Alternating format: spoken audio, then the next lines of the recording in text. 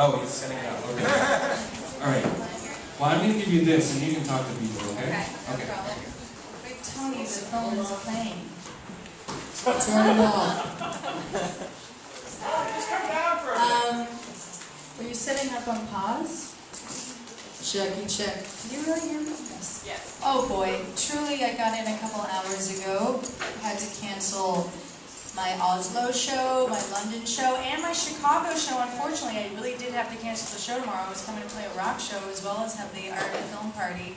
But my band members are still stuck in London, and I somehow had my Chicago tickets sorted faster than they did. But I mean, it was the most beautiful, humbling, silencing, beautiful thing to be in Europe for that volcano. I am so, so grateful. I mean, literally, and it couldn't have happened. We were on stage in Helsinki, we'd heard rumblings of, not literally rumblings, but we'd heard something about a volcano in Iceland, which sounded so beautiful and magical and exciting, and then we were told that we would not be able to leave, and we stuck it out in Finland for a couple days, did an impromptu show at a practice. The night I was supposed to be playing London, England, which was going to be my first show in England in 5 years.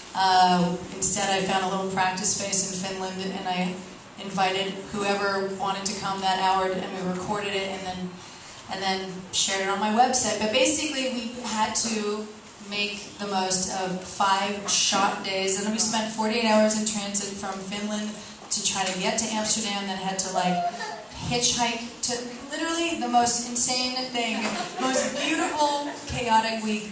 And then I finally arrived in London a couple of days ago for the screening of the film. Somehow the screening of the film I've made, but I haven't been able to make English shows. But that's because it's a one-woman show and a DVD. Maybe that's why it's a little easier. But Mike Norris from the Chicago Art Department, the redhead in tow with the perfect Viking name, he and I have been friends since high school. So first of all, Chicago had lots of very important things for me in my heart. The combination between Venus Zine, one of the only female music-related magazines in the world, and then High School Sweetheart, and then there's even Family of Tony Stone, the director, in the house, and then of course the Smashing Pumpkins is a band that changed my life. Chicago is kind of a home away from home, and this is one of my only release parties I've done yet in the U.S. We had one in L.A. during the week of the release, and Chicago's our second stop. So thank you very much for coming. And just to explain a little bit the project, it's 5 years in the making. It's my follow-up solo album. It was many years for many reasons. One being that it's a multimedia concept project, which is album, film, comic book. And it was a commitment I made to myself to become to marry my roots in visual arts and conceptual arts with my my long-standing making of rock music thing, and bring the two sides together. I didn't want them to be isolated in separate areas anymore, so that was the commitment was, how do I make one project, all of it? And then within it, the best thing that ever happened is that my relationship with a major label broke during the making of this project, and that's what gave me the final boost of independent confidence to do what the fuck ever I wanted to do. And if that was dressing up as a witch and ripping a Viking's heart out, I was going to do it.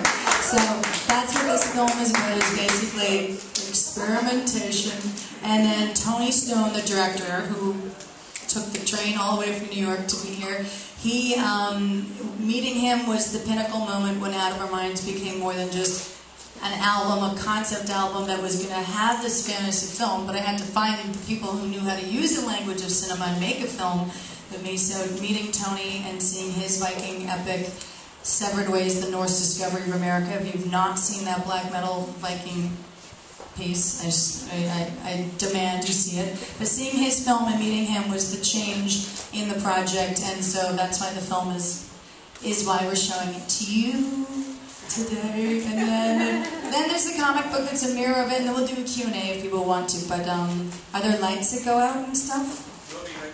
Okay. But just so you know, it started as a song. Out of Our Minds, which is the title track of the record, is the song came first, and then the film came from this kind of broad yet very specific, which is travel out of our minds into our hearts standing by, and then it That's the rest is in the film. And we should just mention that this is, what, 28 minutes? Yeah, it's a 20 minutes. I So I want feel to make sure like to try and get comfy. I mean, there's some space on the floor up here if anyone wants to get really I would close. sit. I will sit. You will sit? Yeah, but I'm just saying that maybe you guys, are you sure you're in a good spot over there? Maybe. She came from France. Oh, really? I came from France too recently. I did. There's also stairs. There's, you know, if people want to grab a couple of steps on the stairs. Like I said, the couch upstairs, if you don't mind that couple, you can turn the couch around. Just get a little bit better look. Just want to make sure that everyone's comfortable because it is 28 minutes long. God, 20 minutes. That'll be fine. Yeah, okay. And can we kill the lights upstairs? Oh wow, I'm really loud. Can we kill the lights up there? And we will kill these lights here as well.